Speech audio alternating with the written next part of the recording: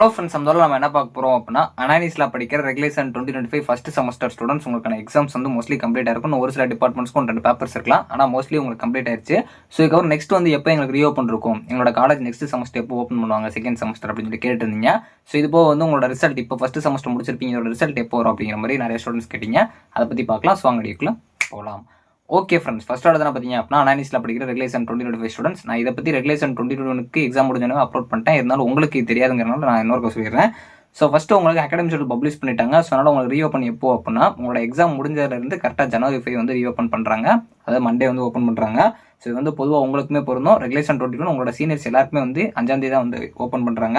So இதுக்கப்புறம் உங்களோட next reopen, அதாவது வந்து இந்த ரீஓப்பன் ஆனதுக்கப்புறம் நெக்ஸ்ட் லாஸ்ட் ஒர்க்கிங் டே எப்போ இருக்கும் அப்படின்னா உங்களுக்கு 30 ஏப்ரல் வரைக்கும் கிட்டத்தட்ட பார்த்தீங்க அப்படின்னா ஒரு 4 மந்த்ஸ் வந்து உங்களுக்கு காலேஜ் போகிற மாதிரி இருக்கும். ஸோ நெக்ஸ்ட் அதுக்கடுத்த செமஸ்டர் வந்து எப்போ இருக்கும் அப்படின்னா உங்களுக்கு May 6 வந்து இருக்கும். ஸோ இதுக்கப்புறம் அதுக்கடுத்த செமஸ்டர் வந்து உங்களுக்கு July 1 இருக்கும். ஸோ ஓவராலாக பார்த்தீங்க அப்படின்னா உங்களுக்கு ரீஓப்பன் வந்து January 5 தான். ஸோ இதுக்கப்புறம் எங்களுக்கு ரிசல்ட் எப்போ வரும் அப்படின்னு கேட்டிங்கன்னா இதை பற்றி நான் ஆல்ரெடி ரெகுலேஷன் 2021 சொல்லிட்டேன். ஆனால் அவங்களுக்கு அது வருமாங்கிறது தெரியல. ஏன்னா நிறைய போஸ்ட் பண்ண எக்ஸாம்ஸ் இருக்குது, அவங்களுக்குலாம் நடத்துகிறாங்க அப்படிங்கிறப்போ தெரில. பட் உங்களுக்கு மோஸ்ட்லி இதில் வர வாய்ப்பு இருக்குது. ஏன்னா உங்கள் ரெகுலேஷன் பிடிஎஃப்ல இதை அனௌன்ஸ் பண்ணியிருக்காங்க, மென்ஷன் பண்ணியிருக்காங்க. ஸோ அதாவது உங்களுக்கு ஒர்க்கிங் டே, அதாவது எக்ஸாம் முடிச்சதுக்கப்புறம் நீங்கள் காலேஜ் போவீங்க January 5.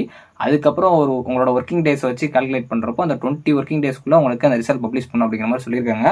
ஸோ இந்த 20 ஒர்க்கிங் டேஸ்ங்கிறப்போ நீங்கள் உங்களோட அகாடமிக் கேலண்டர் வந்து பப்ளிஷ் பண்ணியிருப்பாங்க. அதை செக் பண்ணீங்க அப்படின்னா மோஸ்ட்லி உங்களுக்கு அப்ராக்சிமேட்டாக February 2nd வீக்கில் உங்களுக்கு பப்ளிஷ் ஆகிற மாதிரி சொல்லியிருக்காங்க.